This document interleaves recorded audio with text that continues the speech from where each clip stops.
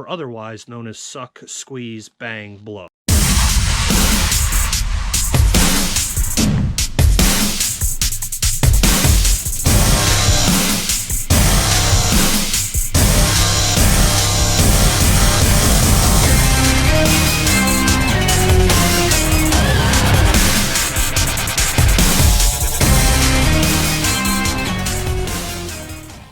Welcome back to Just Plain Crazy. I'm Brendan. Thanks again for joining me on my channel. Today we are going to talk about how to adjust the valves in a 4-stroke engine. So as engines wear or engines break in, mechanical components start to wear from the moment that they're operated. I've recently developed a small issue with my Saito. No big deal. I'm going to show you guys what that is. It's time to do the valve adjustment anyway, so I'm going to kill two birds with one stone, and I'm going to show you guys how to do it. We are going to take a look on the inside. This is the Hanger 9 X Cub running the Saito FG61TS, and if you look inside, you can start to see some oil residue building up on the cowl. That is coming out of those rocker covers right there at the side. So there is oil in there to help lubricate all those oil and fuel. Obviously one of the screws or gaskets or something is leaking there and giving me that residue. And it could just be simply because the cap screws on the top are loose. We're going to go ahead and rip that thing apart. I'm going to time lapse it for you, and then we're going to get to the valve adjustments.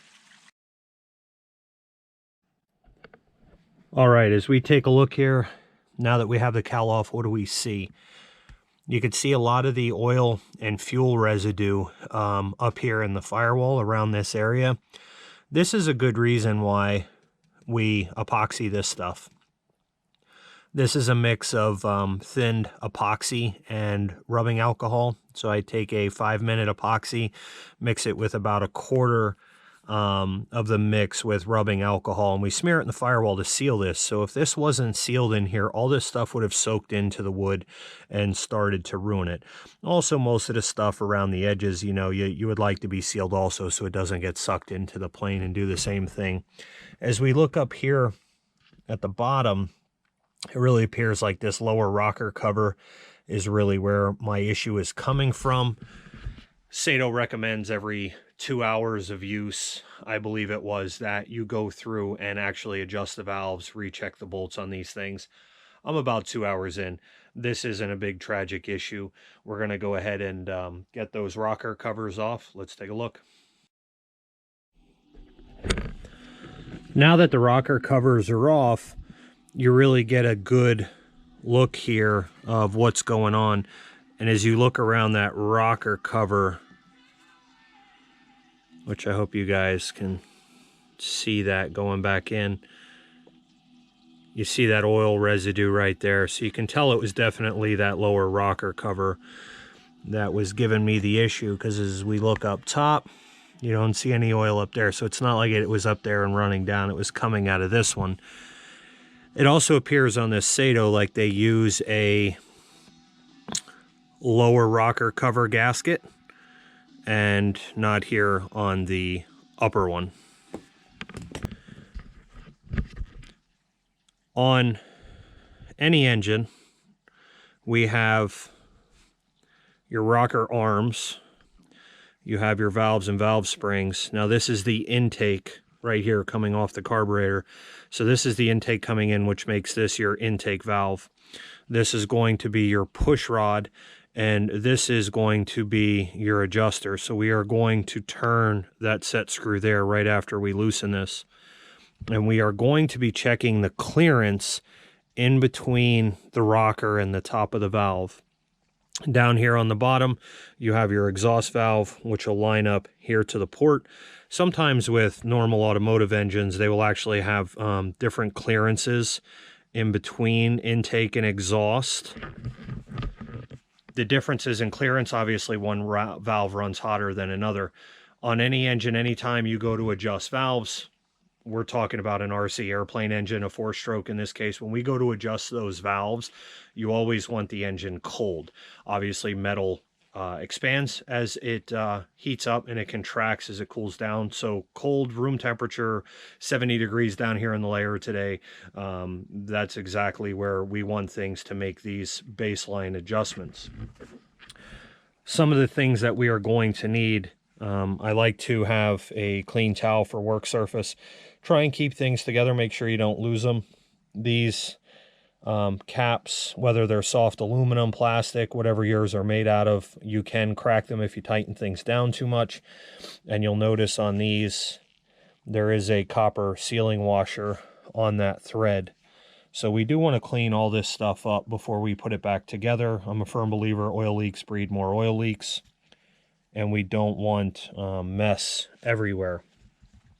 And like I said, this is kind of normal maintenance valve adjustment stuff. Again, rockers, valves, springs. Inside of here is your retainers. Here's your adjustment screw. These are going to be your push rods that would normally run in a normal automotive engine off of a camshaft. In this case, this is going to be lobes right off of our crankshaft that comes all the way through here. So accomplishing the same thing, just slightly different. Some of the tools that we are going to need, obviously you're going to need your instruction manual from the manufacturer. In this case, I have my adjustment wrench right here, which will fit over those lockers. And then you probably have included in your kit or with your engine, this is a feeler gauge, or sometimes otherwise called a go, no-go gauge. And the manufacturer here does not specify an actual specification. So basically they want this close to zero with no limit. So they don't want any perceptible movement in there. If this thing becomes too tight, how would it get too tight? It will get too tight because of the valve when it seats inside the cylinder actually getting seated really well and getting pulled up in. That spring's always trying to keep that valve pushed up in that seat. So if it wears in there a lot, that would actually allow it to recess a lot and take away the complete play in there, holding the valve open all the time, giving you a complete loss of, or a partial loss of compression in a weak running engine or a bad running engine. So one of the things that you want to be careful of when you're using a feeler gauge, these things are very thin. I mean, this is less than 1/1000th of an inch, I believe, or 2/1000ths of an inch. A sheet of paper is like 4. And just to put that into perspective on how thin this is, you don't want to be jamming this thing in there like so, because if you wind up flaring the ends of this, you're going to wind up giving yourself false readings. We always want to make sure that this cylinder is up on the compression stroke. So with a 4-stroke, there's intake, compression, power, and exhaust, or otherwise known as suck, squeeze, bang, blow. That's the easy way to remember that. We want to make sure that we are up on the compression stroke, not on exhaust, because the exhaust valve would be open.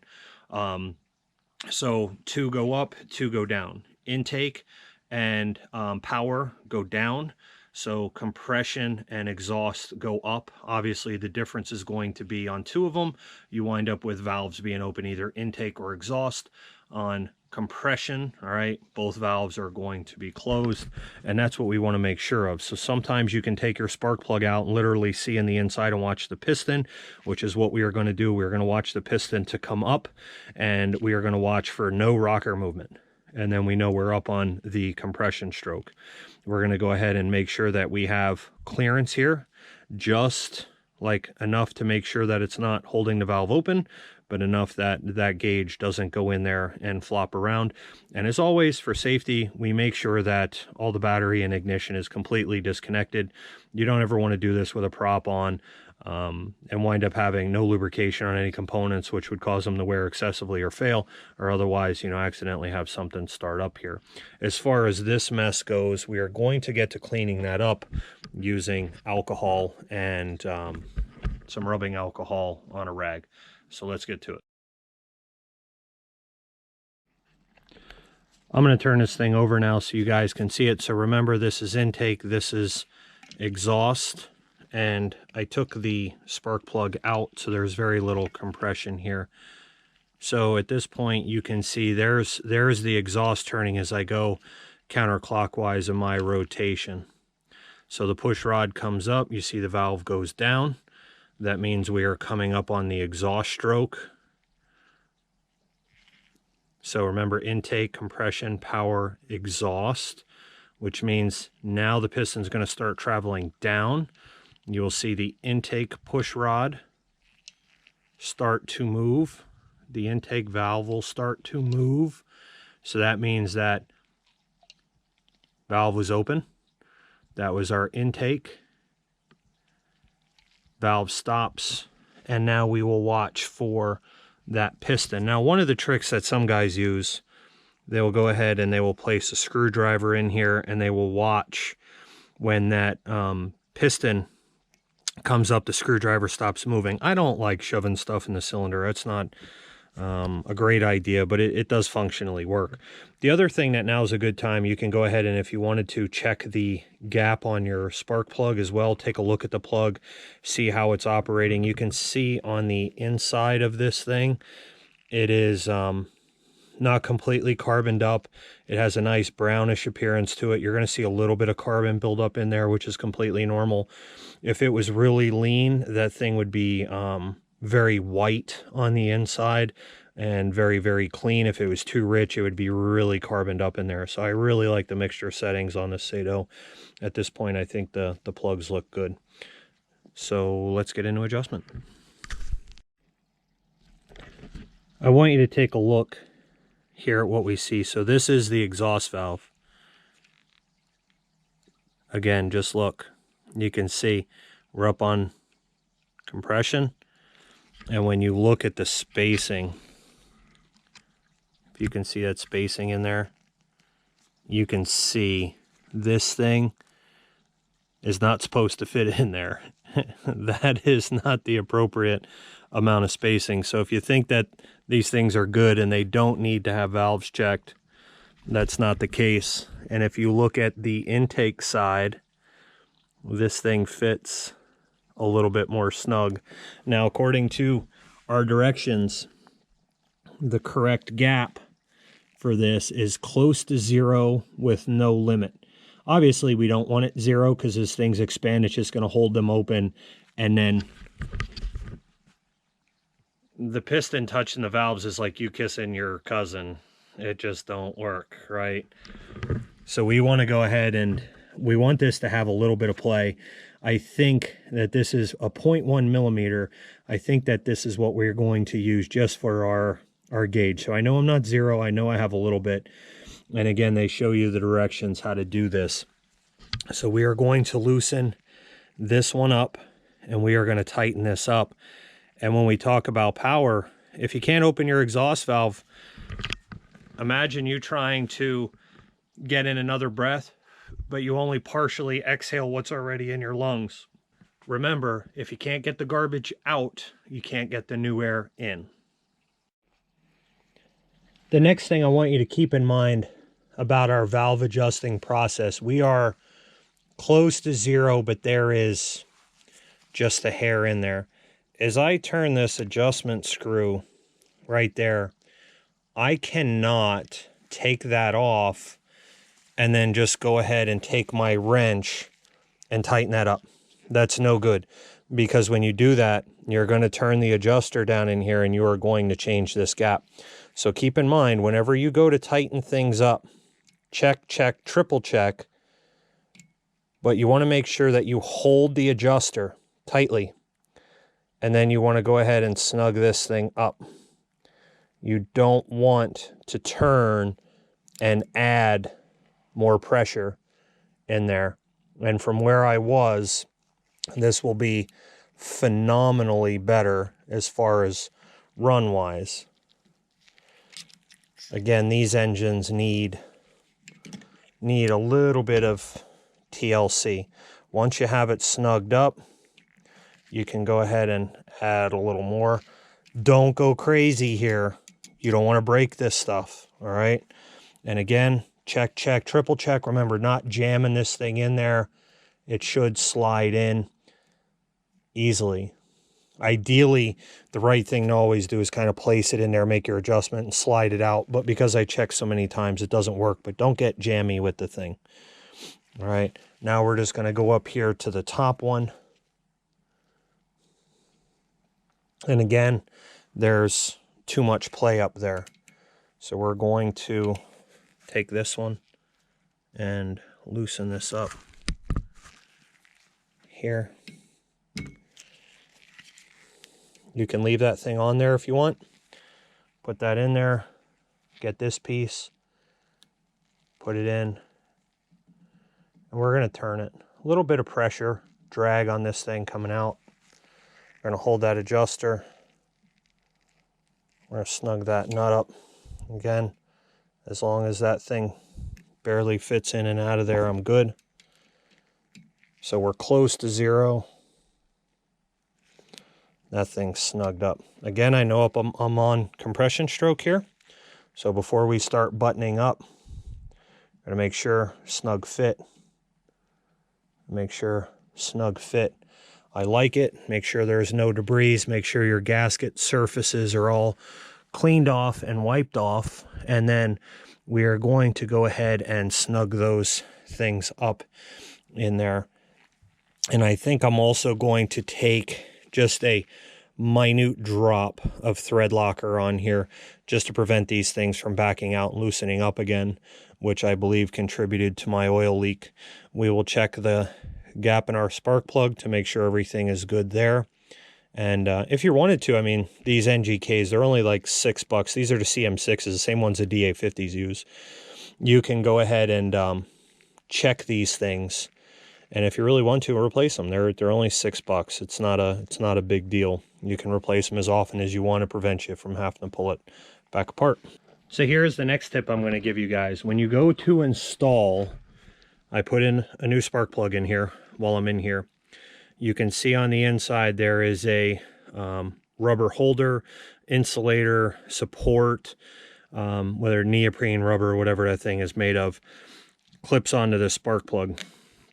When spark plugs go bad, or the boots inside go bad, or wires go bad, they arc that high voltage all over the place. And sometimes that can carry through to other sensitive electronics and cause interference. Also, those rubber boots on the inside of there will start to actually melt and adhere to the surface. So when you're twisting and trying to pull those off, you wind up breaking them, or crack the spark plug and don't realize it and then wind up reusing it and run into problems. So here's the next tip for you.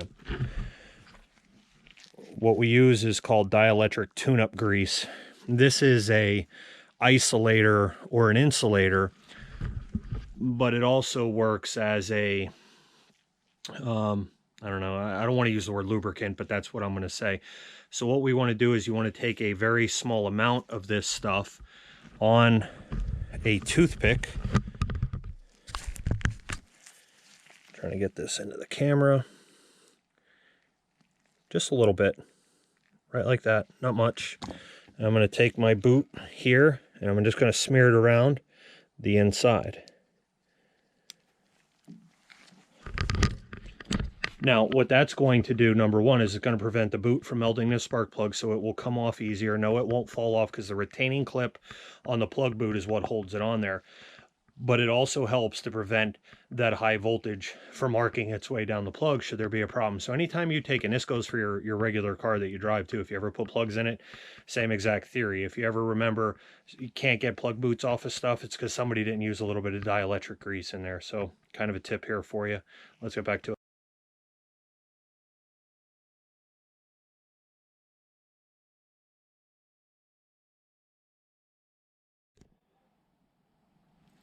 All right, now that we have the cowl put back on, everything's cleaned up, everything's adjusted, spark plugs are changed. Let's talk about timing a prop.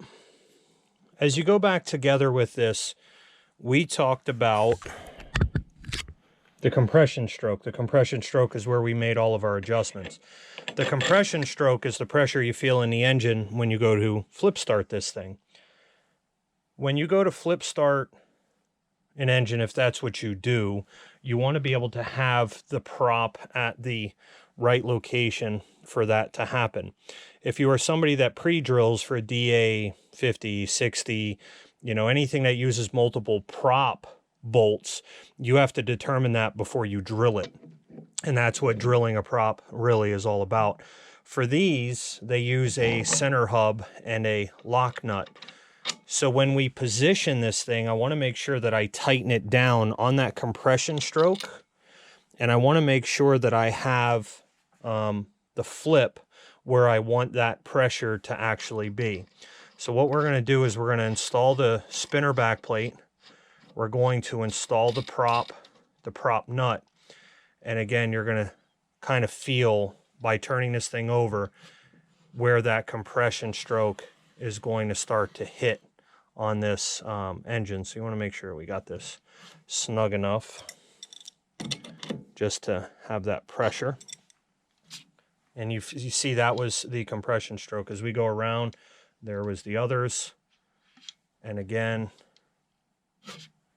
right there you can see that compression stroke. So what we want to do is have that thing, since we're going counterclockwise, we want to have that prop flip roughly at a, I don't know, whatever's comfortable for you, 3 or 4 o'clock location. So when you grab this thing with your hand, all right, I like to flip here. Some people like to flip straight down. I like to flip up. And the reason I like to flip up is because I want my hand away from the prop, up and away, not flip down where it's still down in here for the plane to roll over or something else. My preference, your preference, whatever you want to do. So now that we know that thing is there, this is too low for me. So what I want to do is just loosen this thing up now that I'm on that compression stroke. And I am going to turn it to about where I want it, which will probably be right about there. We'll just give it a trial snug down and see. So from there, that's got pressure, and I can fling in my hands away. We'll go around here, pressure, there, and away. All right. So with a 4-stroke, it takes 2 revolutions to complete all your cycles. That's 1. As we come around, there's going to be 2, and then that's going to be your snap. The next thing you want to do is you have to make sure that this is going to line up. If it's pre-drilled, everything has to be kind of in its place, and you don't want the spinner to touch either side of the prop. And you want about equal clearance. So when I look where my bolts are going to be, they're going to be right there. The other thing you want to do, if you take stuff apart frequently, is you can go ahead and actually use pen marks right there on the inside, and you can even mark the hub of the engine, so that way everything before you came apart was exactly the way you wanted it. Now we're going to go ahead and tighten this thing up.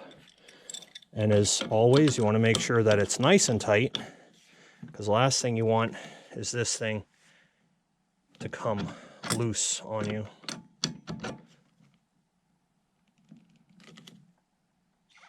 There. And if you have one of these, you can use it for weight. It's actually meant for the spinner bolt. If you have a center bolt spinner, that thing goes on there. I use it for the nose weight right now, and a little security as a jam nut for the prop. So we're going to put that on there. We're going to take, by the way, carbon fiber Falcon 4-inch spinner. This is embossed white on the inside. This thing is absolutely phenomenal. It's not painted on the outside. Super lightweight, super good quality. We're going to position that there. Now, when you go to use your spinners, make sure you guys always use some Loctite on this. Not a lot. We want to use our spinner bolts, and I just dab a little bit. I like this type of Loctite. It comes in the little squeeze-up tube almost like a lip balm. You just put a little bit on there. Remember, Loctite melts plastic and rubber. So when you position one, you don't want too much and have it running all over other components. Plus, the red stuff usually requires heat to get it out.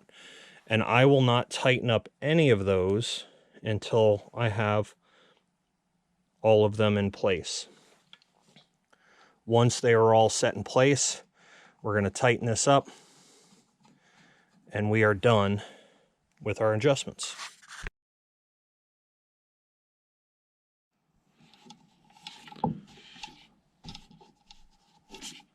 So you can feel a difference in the compression compared to what it was before I started. The prop flip's a little bit more difficult, a little bit better compression in there. Our valve adjustment's right, and we got our valve covers sealed up, and we cleaned up, hopefully, as much of the oil leak in the cowl as we possibly could. And now it has a little natural weathering effect to it. So anyway, it is Brendan. I thank you guys for joining me. Go ahead and rip those 4 strokes apart. Feel confident that you know how to adjust them. Again, if you like the video, please like it down in there. Subscribe. I appreciate all my current subscribers. I love to have the new people come in. So if you're new, hey, thanks for joining me. Make sure you go ahead and subscribe. Hit that bell notification icon and select all so you get all of my video content. And again, have a great day flying. Peace out.